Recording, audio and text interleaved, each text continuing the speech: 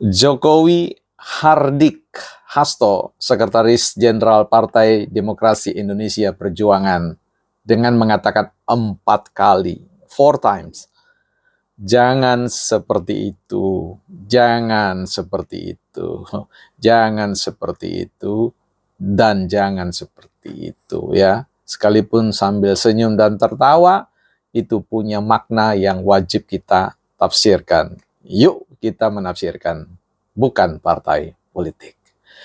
Teman-teman, kita kembali untuk merespon, ya, bukan bereaksi, karena ada perbedaan antara bereaksi dengan merespon. Kalau bereaksi itu cenderung emosional. Kalau merespon, biasanya kita bernalar, ya, menggunakan pikiran kita untuk mencoba untuk memaknai. Nah, di dalam buku yang ingin kita tinjau ini ada satu buku, yaitu Fungsi Kritik. Ya, ini Fungsi Kritik. Terry Eagleton, ini bagian dari pustaka filsafat, ya, yang diterbitkan oleh Canisius, ya. Jadi kalau teman-teman baca buku ini, teman-teman akan membaca sebuah buku yang jiwanya, spiritnya adalah filsafat. Baik, dalam halaman yang pertama saja kita buka, ya. Ada satu ungkapannya, kritik Eropa modern lahir dari suatu perjuangan melawan negara absolut. Dalam rezim yang represif itu, pada abad ke-17 dan ke-18, kaum borjuis Eropa mulai membentuk suatu ruang bicara. Ruang bicara terpisah yang khusus, yaitu suatu ruang yang diwarnai oleh pertimbangan rasional dan kritis yang telah tercerahkan, bukan oleh keputusan-keputusan yang acak atau kasar dari politik otoriter, ya. Nah, ini teman-teman, sekali lagi kita akan memberikan penekanan pada adanya ruang bicara. Ruang media sosial adalah ruang berbicara, sehingga setiap orang tentu yang diharapkan oleh, kalau kita bicara tentang filsuf Jürgen Habermas, dia berbicara tentang ruang deliberatif, ya, komunikasi deliberatif, atau komunikasi yang bernalar, yang rasional, bukan komunikasi yang acak, yang random, yang penuh hoax, dan kemudian otoriter. Ya, saya kira demikian buku kita, teman-teman. Ini buku yang kemudian mendorong kita untuk menafsir, ya. Dalam filsafat itu disebut sebagai hermeneutik, ya, kerja-kerja tafsir yang akan mengantar kita untuk memforecasting, untuk meramalkan sebenarnya masa depan itu dengan sesuatu yang kita tafsir itu punya kaitan apa. Nah, teman-teman, kita punya ruang pendamping, ini informasi, ya, buat teman-teman yang membutuhkannya. Kita punya ruang channel baru yang namanya Bukan Ahli Filsafat, ya. Channel ini dihadirkan untuk sebagai sebuah sarana pendampingan. Jika teman-teman ingin tumbuh bersama kita, bagaimana mengasah ketajaman berpikir kita, membangun kecakapan berpikir secara rasional dan kritis, ya. Dan itu tentu instrumennya adalah filsafat. Nah, teman-teman bisa bergabung di sana. Kita akan bahas soal-soal filsafat, ya, bagaimana berfilsafat. Silakan cek di ruang deskripsi, ada link yang saya sertakan. Baik, teman-teman, kita bahas kembali soal tafsiran. Kita mau menafsir tentang hardikan, ya. Saya memberikan judul itu penekanan tentang hardikan. Bagaimana Jokowi menghardik 4 kali dalam telinga saya, ya. Telinganya Kompas kayaknya 3 kali disebutkan, ya. Saya mendengarnya 4 kali, mungkin lebih atau bahkan 3 kali, ya. Silakan saja dicek. Apa makna dari hardikan itu, ya? Buat saya, sekalipun Pak Jokowi itu menyampaikan itu secara penuh canda tawa, tetapi itu punya makna yang sangat serius sekali loh, ya. Itu mau katakan tinggal 1 langkah gitu kan, kalau teman kita dari Maluku bilang 1, 2, 3, itu ini sudah lebih dari 3 itu ungkapannya. Jadi tinggal tekan tombol, maka ya entah gimana, ya. Nah, ini yang kita mau bicarakan tentang. Menurut saya Pak Hasto di sini sekali lagi mengingkari filosofi makna dari simbol banteng, ya, banteng yang marah, matanya marah, tapi mulutnya putih, gitu, ya. Artinya kita boleh saja marah marah pada apa yang kita yakini, sebuah penodaan terhadap kebenaran dan sebagainya. Tapi kemarahan kita itu harus juga menyertai cara berbicara yang baik ya. Karena sekali lagi, memang kita mungkin pada suatu waktu punya posisi ya kita benar.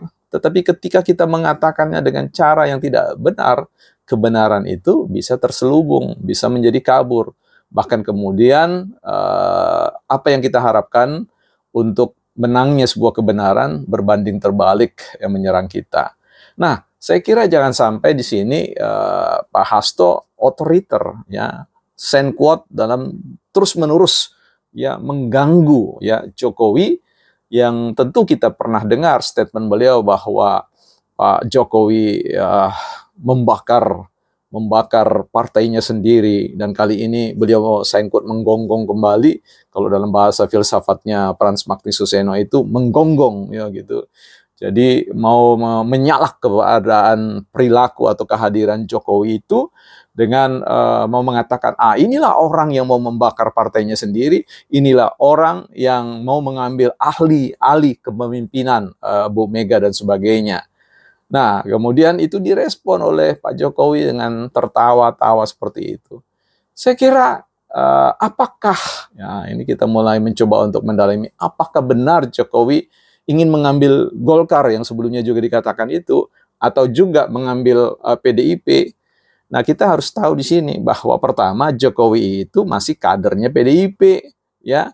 Nah, kita tahu bahwa Partai Demokrasi Indonesia Perjuangan kan bukan partai Megawati, katanya partai wong cilik, partai orang-orang cilik. Jadi siapapun, wong cilik pun bisa menjadi, jangankan menjadi ketua partai, tetapi menjadi presiden pun itu, dan itu ditunjukkan oleh partai ini dengan mengusung Jokowi.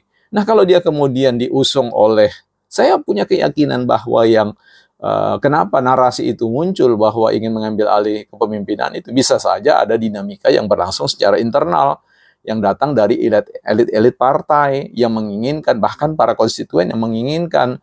Kalau disurvei hari ini, percayalah bahwa ketika siapa yang harus menggantikan Megawati, bagaimana juga Megawati harus tergantikan ya. Pasti akan tergantikan secara alami, entah itu kepada Puan atau siapapun, tergantung dalam konteks dinamika kepartaian di dalamnya. Sehingga setiap anggota partai itu punya peluang yang sama, ya, peluang yang sama untuk menduduki kursi-kursi elit sebagai ketua ketua partai dan seterusnya, ya, apalagi ketua umum. Jadi itu sebenarnya sebuah proses yang alami saja, jadi tidak perlu dibesar-besarkan bahwa Jokowi mau mengambil alih. Ya, kalau kemudian konstituen menginginkan Jokowi untuk menjadi ketua umum, ya itu bukan sebuah perampasan, bukan sebuah pengambil alihan secara paksa. Itu sangat konstitusional dalam konteks anggaran dasar, anggaran rumah tangga Partai Demokrasi Indonesia Perjuangan. Ya, bagaimana kalau kemudian Jokowi juga mengambil alih mengambil alih Golkar? Ya, sekali lagi itu kan tergantung konstituen di dalamnya, ya, katakanlah owner-ownernya, ya kita sebut sebagai kelompok kepentingan di dalamnya. Ya, politik itu selalu ingin mencari figur yang bisa membesarkan partai, yang bisa membuat partai itu memenangkan kontestasi kekuasaan pada pemilu-pemilu yang akan datang. Nah, kita tahu modal politik Jokowi ini kan bukan modal politik yang biasa, ya. Beliau ini adalah figur yang sudah membuktikan mampu melawan berbagai macam tantangan-tantangan dan keluar selalu jadi pemenang. Dan hari ini juga, ya, itu dibuktikan oleh beliau. Sehingga ketika ada elit-elit, katakanlah investor-investor partai itu, investor-investor politik ingin kemudian Jokowi hadir sebagai ketua umum, ya itu sesuatu yang alamiah. Gak usah terlalu dibesar-besarkan bahwa dia ingin membakar partainya sendirilah, yang mau mengatakan merebut, ya, menggeserkan, mengkudeta ketum PDIP. Ya, saya kira pembelajaran politik kita bagi publik itu sebenarnya ketika orang berpartai menjadi anggota partai, dia sah-sah saja untuk menjadi, ya, katakanlah jenjang karirnya bisa menjadi seorang ketua umum. Kalau ada mengatakan bahwa wah itu kan untuk kepentingan menjaga kekuasaan, menjaga power untuk 20 tahun ke depan, ya semua orang juga seperti itu. Jadi ya Mas Hasto juga kan ingin menjaga melanggengkan jabatan sebagai sekjen kan, karena itu jabatan yang paling mentok bagi Hasto, atau mungkin mau menjadi ketum. Ya, itu persoalan lain, Bang Hasto ya. Mas Hasto lah yang bisa menjawab persoalan itu.